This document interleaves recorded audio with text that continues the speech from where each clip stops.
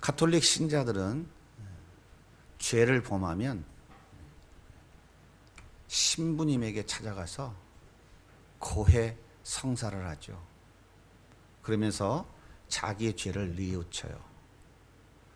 그리고 거기서 끝이 아니라 그 다음에는 자기가 지은 죄에 대한 대가를 받아야 됩니다.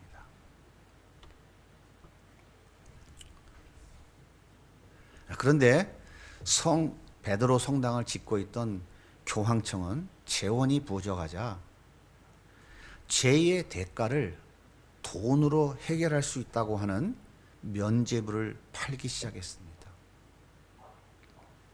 돈으로 자기의 죄를 용서받고 돈으로 천국에 갈 수 있다는 참으로 기가 막힌 일이 벌어진 것이에요. 마틴 루터는 가슴이 답답해서 견딜 수가 없었어요. 그러던 어느 날 로마서를 읽다가 복음에는 하나님의 의가 나타나서 믿음으로 믿음에 이르게 되나니 기록된 바 의인은 믿음으로 말미암아 살리라 하는 로마서 1장 17절의 말씀을 읽다가 온몸이 마비가 되는 것 같은 강한 충격을 받게 되었습니다.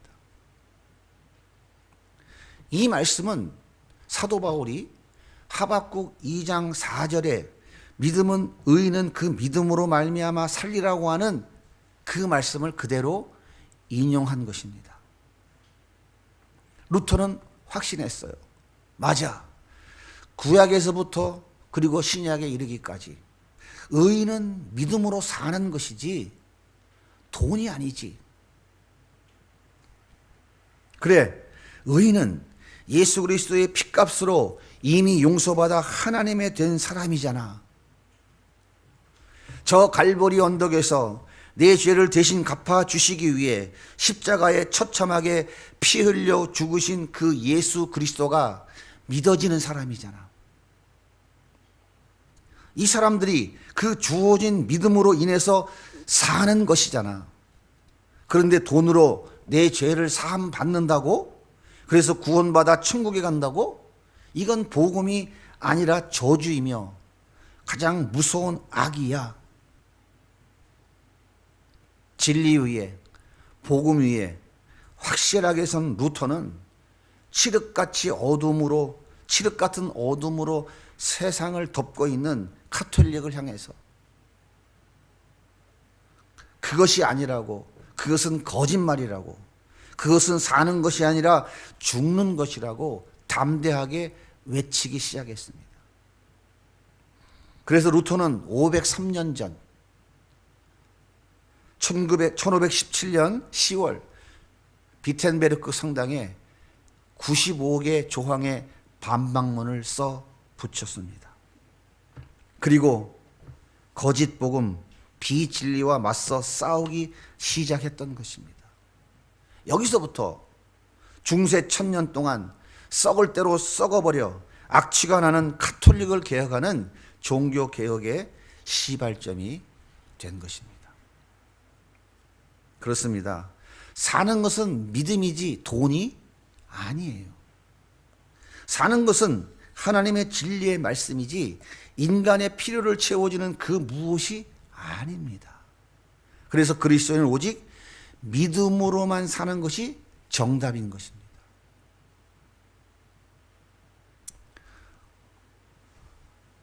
오늘 본문인 하박국서 말씀의 배경은 이런 거예요. 하나님께서 하박국 선지자에게 아수르를 처참하게 짓밟은 잔인무도한 바벨론을 통해서 내가 이스라엘을 징계할 것이라고 하는 말씀을 하셨어요. 심판을 선언한 것이죠. 하박국 1장 6절에 보면 이렇게 말씀하십니다. 보라 내가 사납고 성급한 백성 곧 땅의 넓은 곳으로 다니며 자기의 소유 아닌 거처들을 점령하는 갈대아 사람을 일으켰나니. 하나님의 이 무서운 심판의 메시지를 들은 하박국 선지자는 두려움에 가득했어요. 하박국 3장 16절 같이 한번 읽어볼게요. 내가 들었으므로 창자가 흔들렸고 그 목소리로 말미암아 내 입술이 떨렸도다. 우리가 우리를 치러 올라오는 환난 날을 내가 기다림으로 썩이는 것이 내 뼈에 들어왔으며 내 몸은 내 처소에서 떨리는도다. 심판의 메시지를 들은 이 하박국 선지자가 자기 몸으로 지금 이렇게 반응하고 있는 거예요. 창자가 흔들리고 입술이 떨렸다고 말해요. 여러분, 내시경을 받으면 몇 분이면 끝날 것 같아요? 내시경 하는데 3분이면 끝납니다. 그런데 속이 뒤집어질 것 같고 구역질을 하고 정신이 멍해지잖아요. 그래서 이 짧은 3분의 고통을 잊기 위해서 거의 대부분 수면 내시경을 합니다. 그런데 창자가 뒤틀려서 꼬이면 그 고통이 얼마나 심할까요? 얼마나 고통이 심했으면 입술이 덜덜 떨렸다고 말하고 있을까요? 그리고 또 뭐라고 얘기합니까? 내 뼈가 썩어 들어가는 것 같다고 말해요. 제가 전에 교통사고로 디스크가 파열돼서 한 달 동안 병원 신세를 진 적이 있었어요. 하루도 진통제 없이는 견딜 수가 없을 정도였어요. 그런데 뼈가 썩어 들어가는 고통은 얼마나 극심했을까요? 상상하기 힘든 고통인 것이죠. 뿐만 아니라 온몸이 떨린다고 그래요. 지금 하박국 선지자는 바벨론의 군합발에 처참하게 나라가 짓밟힐 것을 생각하니까 창자가 뒤틀리고 사시나무 떨듯이 온몸이 떨리고 뼈가 썩는 것 같은 고통이 몰려오고 있다고 고백하고 있는 거예요. 아무리 선지자라고 해도 하나님의 심판 앞에 두려워 떨지 않을 수가 없는 것이죠. 그런데 그것이 전부가 아니었어요. 자, 17절 말씀을 또 한번 읽어볼게요. 비록 무화과 나무가 무성하지 못하며 포도나무에 열매가 없으며 감람나무에 소출이 없으며 밭에 먹을 것이 없으며 우리의 양이 없으며 외양간에 소가 없을지라도 전쟁에서 지는 나라는 모든 것 다 빼앗깁니다. 금은 보화는 물론이고 소, 양, 염소 모든 가축들 그리고 논밭의 식물까지 그리고 그들이 필요하다고 생각하는 모든 것은 남김없이 다 쓸어가 버립니다. 우리는 그것을 전리품이라고 하죠. 무화과 열매는 우리가 여름에 수박이나 참외를 먹듯이 이스라엘 백성들이 아주 평범하게 보편적으로 먹는 아주 달고 맛있는 과일이에요. 요즘은 온난화 때문에 우리나라에도 저 남쪽에 가면 무화과를 재배하더라고요. 마트에 가면 사서 드실 수 있어요. 제가 전에 목포에 세미나 갔더니 무화과를 시간 주는데 참 달고 맛있더라고요. 아주 보편적인 과일입니다. 감람나무 열매는 기름을 짜요. 첫 번째 짜는 기름은 성막에 불을 밝히는 거룩한 기름으로 쓰입니다. 그리고 또 두 번째 짜는 기름은 식용으로 사용하는 것이에요. 그리고 또 짭니다. 세 번째, 그 세 번째 짜는 기름은 화장품, 약품으로 쓰이고요. 가정의 등잔에 기름으로 사용되고요. 마지막 네 번째 짜는 기름은 거기다가 잿물을 넣어서 비누를 만듭니다. 무화과나무 열매, 감람나무 열매 정말 꼭 필요한 것이죠. 이스라엘 사람들 이거 없으면 못 사는 거예요. 포도나무 열매, 포도는 포도주를 만드는 주 원료죠. 이스라엘에서 포도주는요, 잔치에 없어서는 안 되는 정말 중요한 음료입니다. 전라도 지방에서 사시는 분들은 잔치상에 뭐가 빠지면 잔치가 아니에요? 홍어가 빠지면 잔치가 아니라고 그러죠. 이스라엘 사람들의 잔치상에 포도주가 없으면 잔치가 아닌 것입니다. 여러분 요한복음 2장에 보면 가나 혼인잔치의 첫 번째 예수님의 기적사건이 뭐예요? 물을 포도주로 만드는 사건이거든요. 그렇게 중요한 거예요. 또 밭에 식물이 없으면 뭐 먹고 살겠습니까? 더군다나 양과 소가 없으면 무엇으로 하나님께 제사를 드리겠습니까? 하박국 선지자가 지금 나열하고 있는 품목들은 사치품이 아니에요. 생명 유지를 위해서 절대적으로 필요한 생필품입니다. 그런데 이것까지도 바벨론 군합발에 처참히 짓밟힐 것이라고 말하고 있는 거예요. 여러분, 이 무서운 심판 앞에 무슨 소망이 있겠습니까?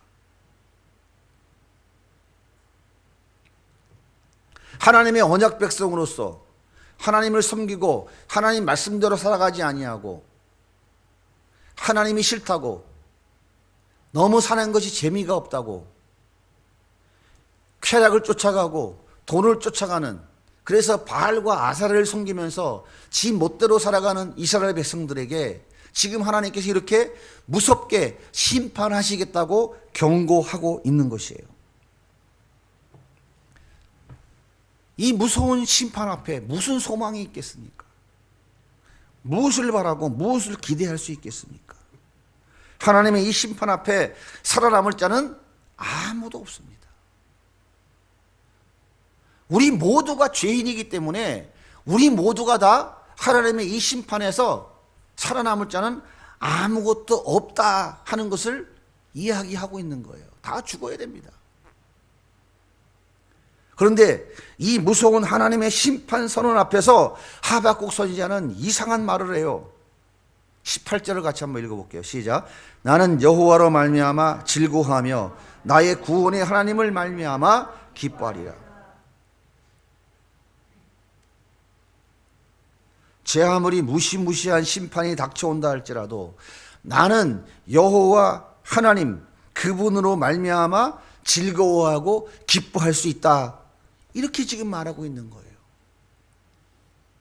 비록 내 몸이 썩어져 가고 내 몸이 사시나무 떨리도 두렵고 온몸이 이가 드덕드덕 부딪히는 것과 같이 내 뼈가 썩는 것 같은 고통이 나에게 있긴 하지만 그 하나님의 심판의 메시지를 듣는 내 마음에, 내 영혼에 이런 두려움과 이 무서움이 있지만 그럼에도 불구하고 나는 하나님으로 인하여 기뻐하고 즐거워하고 감사하다라고 지금 말하고 있는 거예요. 이건 무슨 말입니까? 하나님을 아무리 잘 섬기는 사람도, 믿음이 아무리 좋은 사람이라 하더라도 하나님의 무서운 심판의 메시지 앞에 두렵지 않을 사람은 아무도 없다 그 말이에요. 그러나 그럼에도 불구하고 하박국 선지자는 나는 하나님 때문에 기뻐한다, 즐거워한다. 왜? 그 하나님은 나의 구원의 하나님이기 때문에 라고 말하고 있는 것이죠. 여러분, 이 정상적인 사람이 하는 말 맞습니까? 심판의 결정적 메시지가 하박국 선지자로 하여금 실성하게 만든 것은 아닐까요? 아니면 체념에서 나오는 넋두리일까요? 그게 아닙니다, 여러분. 구원의 하나님으로 인해 즐거워하고 기뻐한다는 말은 하나님의 무서운 심판으로 마땅히 죽어야 하지만 그럼에도 불구하고 나는 구원받은 하나님의 자녀이기 때문에 그 심판이 두렵지 않다는 거예요. 그러니까 무슨 말이냐면 하나님의 심판은 구원받은 자들과는 전혀 관계가 없다고 하는 것을 지금 하박국 선지자가 확신하고 있는 거예요. 그래서 그 무서운 심판 가운데서 나를 살려주신 하나님으로 인해 나는 기쁘고 행복할 수밖에 없다는 것입니다. 여러분, 이것이 바로 의인은 믿음으로 말미암아 살리라 라고 하는 말인 거예요. 너무 황당무계합니까? 너무 추상적인가요? 이게 성경이 말하는 진리라니까요. 이게 복음이라니까요. 자, 보세요. 의인은 예수님의 십자가 보혈의 피로 죄 씻음을 받은 자가 의인입니다. 갈보리 언덕에서 내 죄를 대신 갚아주시기 위해 십자가에 처참하게 죽으신 그 예수 그리스도가 믿어지는 사람이에요. 이 사람이 바로 의인이에요. 이 놀라운 사실이 믿어지는 이 믿음은 나의 업적과 공로, 나의 애씀과 수고와 노력으로 인해서 얻어진 것이 아니라 하나님이 거저 주신 것이에요. 그래서 이 믿음을 선물로 받은 사람, 즉 의인은 이렇게 말해요. 내가 받아야 될 죄의 대가는 예수 그리스도께서 십자가에 이미 다 받으셨어. 예수 그리스도의 그 피값으로 내 죄값을 다 이미 치루어 주셨어. 그래서 나는 하나님의 자녀가 되었고 그 무서운 심판을 이미 면제받았어. 그래서 나는 이미 영생을 얻었단 말이야. 나는 이미 살았어 라고 당당하게 외칠 수 있는 것입니다. 여러분은 예수 믿고 구원받으셨습니까? 의인이 되셨어요? 여전히 오늘도 죄 졌는데 내가 무슨 의인이야? 어제도 죄 짓고 오늘 오다가도 죄 졌는데. 여러분이 예수 믿고 그 예수 그리스도께서 내 죄를 대신 다 갚아주셨다는 사실이 마음에 믿어지고 그것이 내 입술로 고백되어진다면 여러분은 지금도 죄를 짓고 있어도 이미 의인입니다. 죄 용서 받은 사람들이에요. 죄 용서 받으셨다니까요. 안 믿어지세요? 이것이 믿어지는 게 믿음이라니까요. 이 믿음은 누가 주신다고요? 하나님이 주신다고요. 여러분의 공로와 업적, 수고와 애씀과 노력으로 되어지는 게 전혀 아니에요. 하나님이 값없이 거저 선물로 주신 것이에요. 그래서 이것이 은혜인 거예요. 그래서 여러분들 의인들은 하나님의 자녀가 되었고요. 그 의인된 자들, 하나님의 자녀된 자들은 하나님의 나라가 그들에게 예비되어져 있는 것이에요. 의인은 이것을 믿는 믿음으로 이 땅의 삶을 살아가는 거예요. 그래서 의인은 그 믿음으로, 하나님 주신 그 믿음으로 이 땅의 삶도 살아가지만 영원한 영생의 삶도 소망하며 기대하며 살아가는 거라고요. 그래서 이 믿음을 가진 사람들은 이 땅의 삶에서 그렇게 일희일비하지 않는 것이에요. 이 땅에서 영원히 살 것 같이 그렇게 아금박스럽게 몸부림치지 않는다고요. 그래서 예수님께서 이 소망을 가진 자들, 이 믿음을 가진 자들은 오리를 가지하면 십리도 가준다고 말씀하시는 거예요. 이것이 바로 천국의 삶이거든요. 이 천국의 삶을, 이 믿음을 가진 자들은 누리며 살아가야 된다는 거예요. 이것이 행복이고 기쁨이라는 거예요. 우리에게는 영원히 사는 길이 열려져 있다는 사실을 믿기 때문에 오히려 고난과 고통 앞에서 기뻐하고 즐거워할 수 있는 것입니다. 그러면 하박국 선지자가 이렇게 자신 있게 큰 소리 치는 이유가 도대체 뭘까요? 자, 하박국서 3장 4절과 5절을 같이 읽겠습니다. 시작.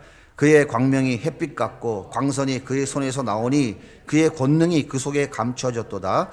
역병이 그 앞에서 행하며 불덩이가 그의 발빛에서 나오는도다. 자, 이게 무슨 말이냐면요. 광명이라고 하는 말은 찬란하고 눈이 부실 정도의 빛, 이런 뜻입니다. 자막을 열어주세요. 광선이라는 것은 수양의 뿔, 제단의 뿔이라는 뜻이에요. 광선이라고 번역을 해놓은 히브리어의 의미는 수양의 뿔, 제단의 뿔이라는 뜻이라고요. 구약 성경에서 빛, 뿔 이런 것들은요 모두 힘과 능력을 상징하는 것입니다. 그러니까 모든 힘과 능력의 주관자가 하나님이시다, 그런 뜻이에요. 자, 또 역병이라고 하는 말의 의미는 무슨 말이냐면 이거는 질병이라는 뜻이 질병. 불덩이라고 하는 말은 뭐냐면 전염병이라는 말이에요. 그러니까 히브리어로 레셰프가 전염병인데 이것을 우리말로 번역할 때 불덩이라고 이렇게 번역해 놨다, 그 말입니다. 구약 성경에서 질병과 전염병은 하나님의 심판의 도구로 상징됩니다. 따라서 모든 심판의 주권자 역시 하나님이시다라고 하는 뜻이에요. 하박국 선지자는 830년 전 애굽에 종살이하던 이스라엘 백성들을 구원해 내시기 위해서 애굽의 바로왕에게 쏟아부었던 그 10가지 재앙은 모든 능력과 심판의 주권자이신 하나님께서 하신 것이다 하는 것을 지금 상기시키고 있는 거예요. 자, 하박국 3장 8절 또 볼게요.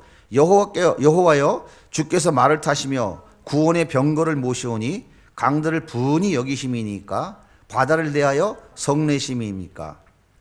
하나님께서 이스라엘 백성들을 구원하시고자 홍해를 가르시고 요단강을 가르신 것을 지금 상기시키고 있는 거예요. 자, 또 하박국 3장 11절입니다. 날아가는 주의 화살의 빛과 번쩍이는 주의 창의 광채로 말미암아 해와 달이 그 처소에 멈추었나이다. 이 이야기는 좀 기억나시죠? 어디 있는 것 같은 여호수아에 있는 말씀이잖아요. 750년 전.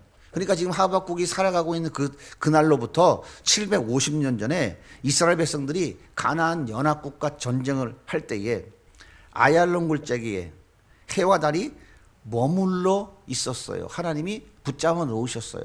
그때 일을 상기시키는 거예요. 하나님께서 그 무시무시한 10가지 재앙을 애굽에 쏟아 부으셨어요. 그런데 이 무서운 심판이 바로 왕에게는 두려움과 공포였지만 이스라엘 백성들, 하나님 백성들에게는 그것이 두려움과 공포였습니까? 구원의 은혜였어요. 지금 이스라엘 백성들은 애굽에 살고 있다니까요, 고센 땅에. 그런데 하나님이 그 10가지 재앙을 그 애굽 땅 전역에 무지막지하게 쏟아 부으셨는데 하나님의 택한 백성들, 이스라엘 백성들은 그 재앙이 임했어요, 안 했어요? 안 했다니까요. 심판의 대상인 애굽에게는 무시막지한 무서운 심판이지만 하나님의 택한 백성들에게는 그것이 은혜였다고요. 하나님의 놀라운 은혜로, 능력으로 홍해가 갈라졌잖아요. 그런데 그 갈라진 홍해가 애굽의 군사들에게는 뭐였어요?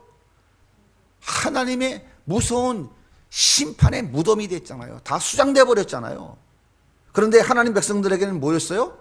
기쁨과 찬양이 흘러넘치는 은혜였다고요. 하나님의 놀라운 능력으로 아얄론 골짜기에 달과 해가 멈추어 섰습니다. 그래서 계속해서 빛을 비추어 주고 있었어요. 그런데 그 빛이 가나안 연합군에게는 죽음의 빛, 심판의 빛이었어요. 그런데 여호수아와 이스라엘 백성들에게는 승리의 빛, 영광의 빛이었습니다. 무슨 얘기입니까? 하나님의 그 무서운 심판이 쏟아져도 하나님의 택한 백성, 의인들은 하나님이 지금 그 믿음으로 말미암아 산다 그 말이에요. 지금 하박국 선지자가 역사 속에서 있었던 사건들을 쭉 상기시키면서 의인은 믿음으로 사는 거예요. 이렇게 하나님이 주신 그 믿음으로 사는 거야. 이들이 왜 심판당합니까? 다 하나님께 반역한 그 죄 때문에 다 심판당해 죽는 거예요.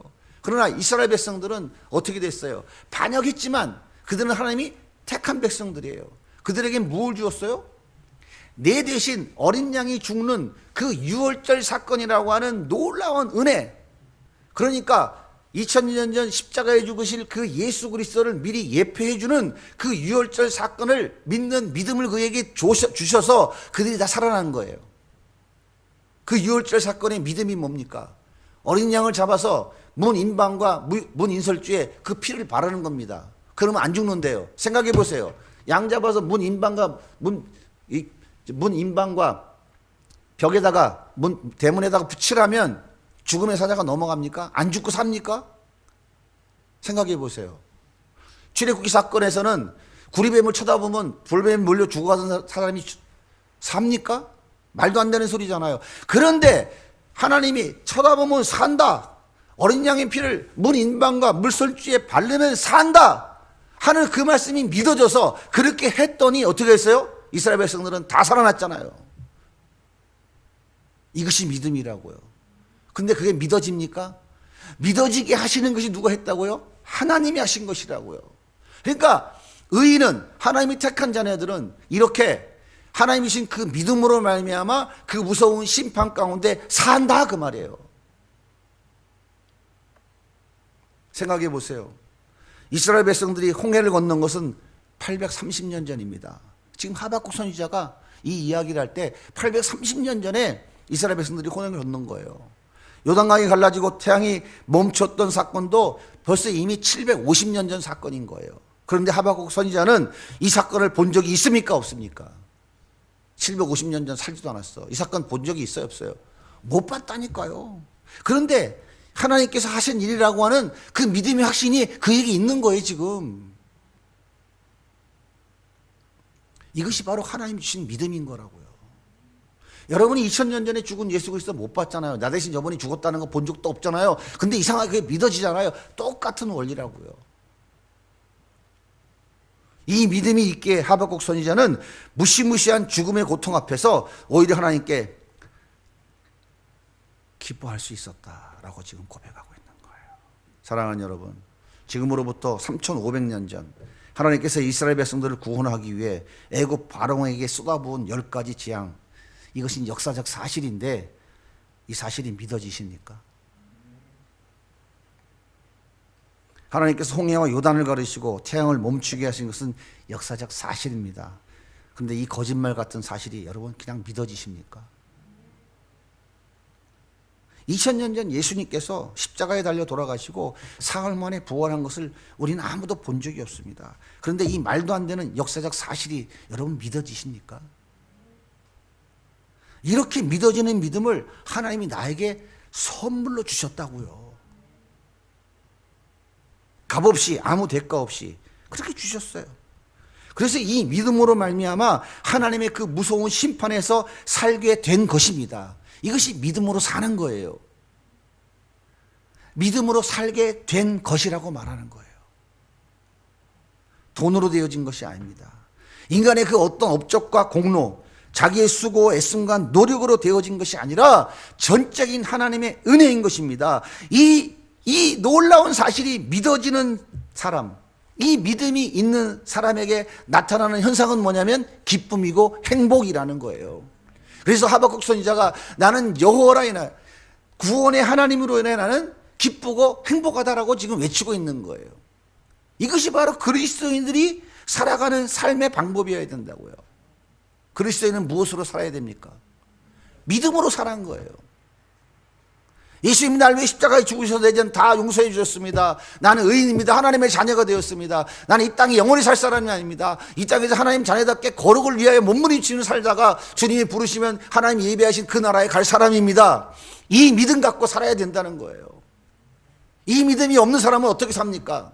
죽여서라도 더 뺏고 짓고 밟고 올라서라도 내가 더 높아져야 되고 쌓고 더 쌓아서 세상에서 내 힘을 바라는 그런 사람으로 살아가겠다고 몸부림치는 거예요. 이게 바로 가짜이고 불신자인 거예요.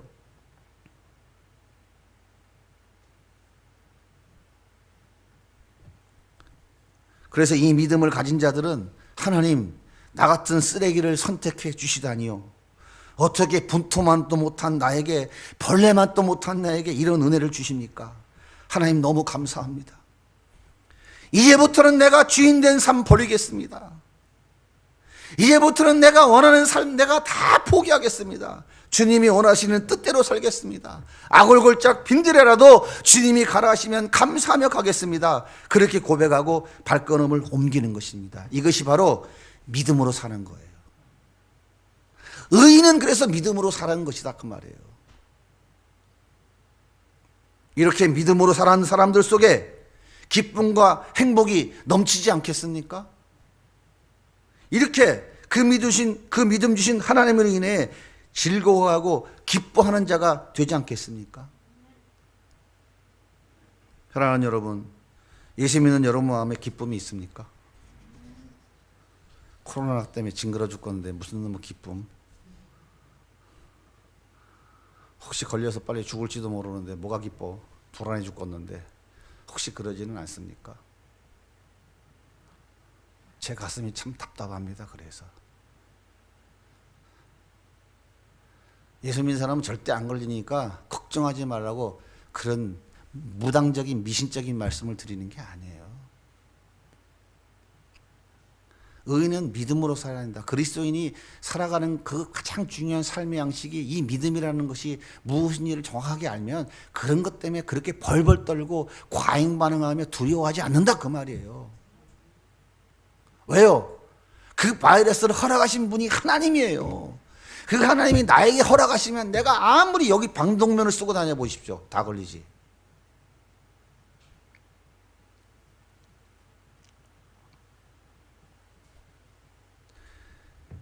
예수님 때문에 코로나로 모든 것이 다 무너져간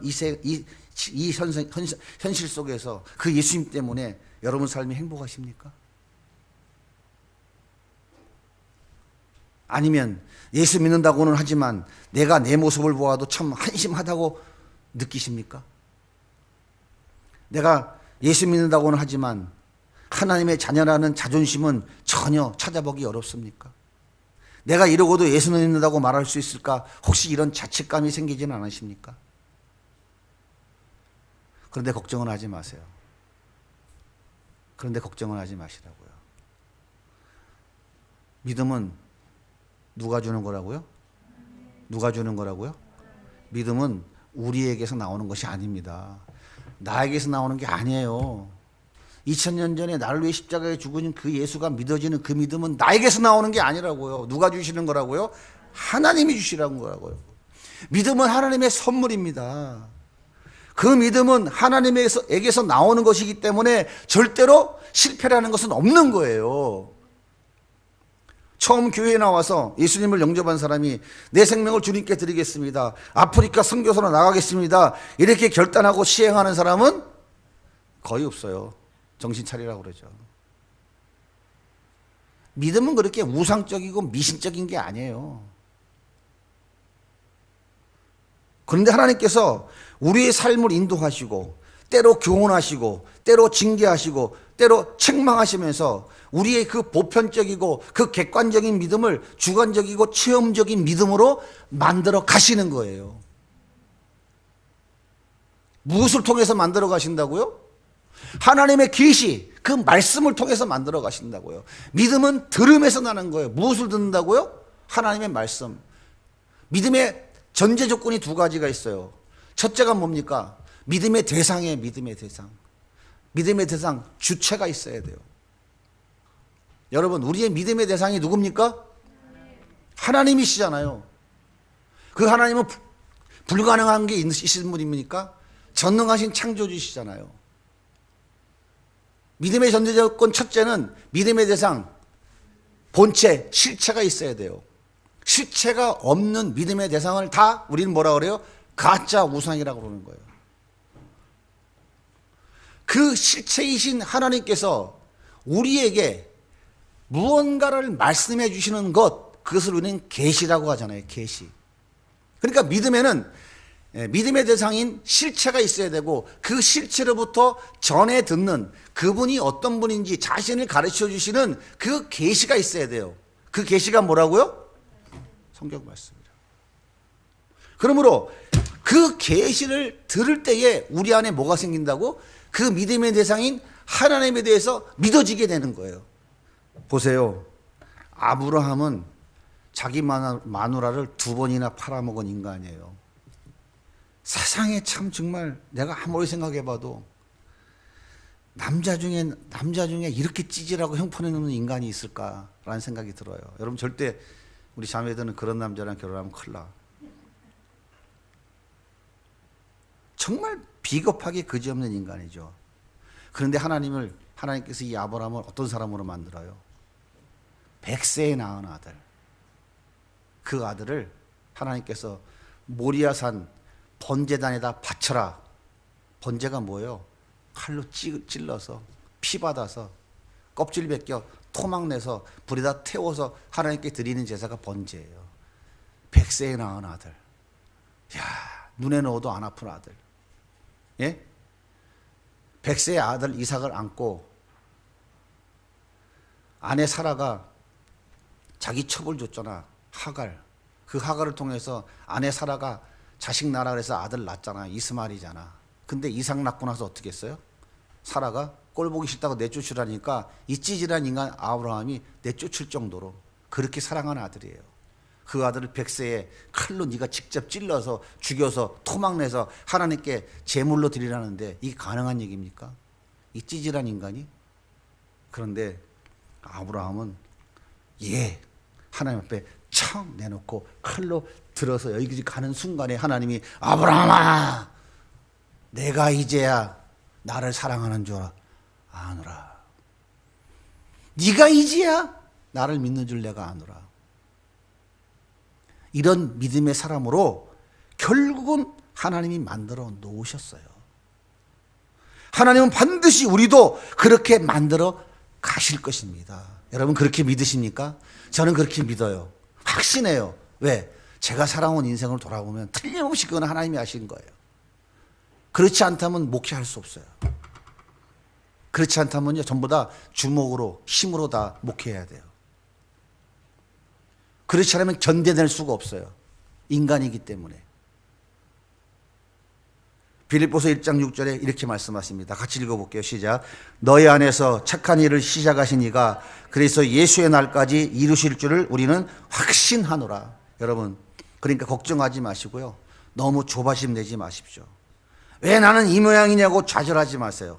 하나님은 우리를 반드시 하나님 나라에 들어갈 만한 믿음의 사람으로 결국은 만들어 내실 것입니다. 그래서 하나님이 좋으신 분이에요. 내가 기도하면 뭐 로또도 당첨시켜주고 아파트 어디 탁 당첨시켜주셔서 좋으신 하나님이 아니에요. 그런 뜻의 좋으신 하나님이 아니시라고.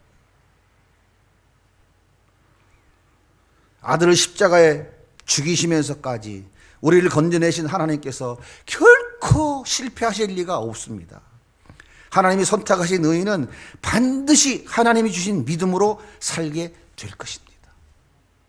그래서 이 놀라운 진리가 믿어지고 확신되어지는 사람들 마음속에는 기쁨이 흘러나오는 것이에요. 세상이 온통 어지럽습니다. 삶이 참 힘들고 어렵습니다. 언제쯤 코로나 바이러스가 끝나고 예전의 삶으로 돌아갈지 참 참담하기 그지없어요. 하지만 하나님은 우리에게 오늘도 이렇게 말씀하고 계세요. 사랑하는 자녀들아, 너희는 믿음으로 살아야 한다. 너희는 예수 피로 구원받은 하나님의 자녀들이지 않니? 너희들의 영원한 삶은 이 땅의 삶이 아니지 않니? 하나님이 예비해 놓으신 그 영원한 새하늘과 새 땅을 소망하며 살아야 된단다. 그래야 너희 안에 참된 기쁨과 행복이 넘치게 되는 거야. 오늘도 주님은 우리에게 그렇게 말씀하고 계십니다. 그리스도인은 무엇으로 살아야 할까요? 그리스도인은 무엇으로 살아야 할까요? 세 번째 묻겠습니다. 그리스도인은 무엇으로 산다고요? 믿음으로 사는 거예요. 믿음으로 살아야 됩니다. 나 같은 죄인을 살려주신 하나님, 그리고 나를 자녀 삼아주셔서 나에게 이 땅의 삶을 살아가는 동안 그리스도인답게 거룩한 삶을 살라고 몸부림치고 연습 좀 하다가 때가 되면 내가 너를 불러서 네가 그토록 원하는 새하늘과 새 땅, 그 영원한 하나님 나라 천국으로 데리고 갈 거야 라고 하는 이 믿음으로 살아야 된다고요. 이 믿음으로 살지 않으면 전부 돈으로, 명예로, 권력으로, 힘으로 살 수밖에 없어요. 제가 그렇게 살아봤다니까요. 그런데요, 한 가지 재미있는데 문제가 뭐냐면 끝이 없다는 거예요. 끝이 없어요. 그 욕심에 끝이 없다고요. 해보고선 그때 가가지고 맞다라고 돌이키실래요? 아니면 해본 사람 말을 좀 들으실래요? 제가 사기치는 거 아니라면. 인간은요, 하나님의 자리에 설 때까지 절대로 그 욕심, 그 탐욕은 멈추지 않습니다. 그래서 선악과 따먹은 것이거든요. 그래서 인간은, 특별히 우리 그리스도인은 돈으로, 명예로, 권력으로 사는 것이 아니라 믿음으로 사는 거예요. 의인, 죄 용서받은 하나님의 자녀, 즉 그리스도인은 오직 믿음으로 이 세상을 사는 것이고 오직 믿음으로 영원히 사는 그 영생을 누리며 사는 거예요. 아이, 목사님, 죽은 다음에 영생을 누리는 거? 여러분, 지금 우리는 이 땅에 살면서 영생을 누리는 그 천국의 삶을 미리 당겨서 맛보며 살아가야 된다니까요. 무슨 말인지 이해가 안 되세요? 내 주 예수 모신 것이 그 어디는 하나님의 나라. 우리 이 땅에 살아가지만 우리가 앞으로 들어가서 살아야 될 그 영원한 새하늘과 새 땅, 그 천국에서의 삶을 이 땅에서 맛보며 누리며 살아가야 된다니까요. 그것이 바로 복음을 살아내는 것이고 그것이 바로 그리스도인의 삶인 거예요. 믿음으로 사는 삶인 거예요. 이렇게 믿음으로 사는 사람들 삶 속에는 나는 주님 한 분이면 만족합니다. 주님 때문에 너무 행복해요. 이런 기쁨과 행복이 아름답게 드러나는 거예요. 이것이 바로 천국을 미리 당겨서 이 땅에서 누리며 살아가는 거예요. 이것이 되어지지 않는 사람은 날마다 불평, 불만, 염려, 근심, 무엇을 먹을까, 무엇을 입을까, 어떻게 하면 내 자식이 더 잘 될까, 어떻게 하면 돈을 더 많이 벌을까, 어떻게 하면 더 건강해질까, 맨날 이 염려, 근심 속에 푹 쌓여가지고 벌벌 떨고 사는 거예요. 우리 그리스도인들은 그런 삶을 살아라고 주님이 십자가에 죽으신 게 아니에요. 그렇게 사니까 오늘날 교회가 세상의 지탄을 받고 살아가는 거 아닙니까? 왜 이 땅이 우리가 영원히 살 땅이 아니라니까요. 여기는 잠시 천국을 누리며 맛보며 훈련하고 연습하다가 가는 나그네의 삶이라고요. 그렇게 해서 이렇게 믿음으로 사는 삶 속에는 나는 주님 한 분이면 만족해요. 나 주님 때문에 너무 행복해요. 그렇게 기쁨으로 고백하며 살아가는 거예요. 오직 믿음으로 살아가는 참된 그리스도인, 오직 예수님 한 분만으로 기뻐하고 행복한 삶을 살아내는 그리스도인들이 다 되시기를 주님의 이름으로 간절히 소원합니다.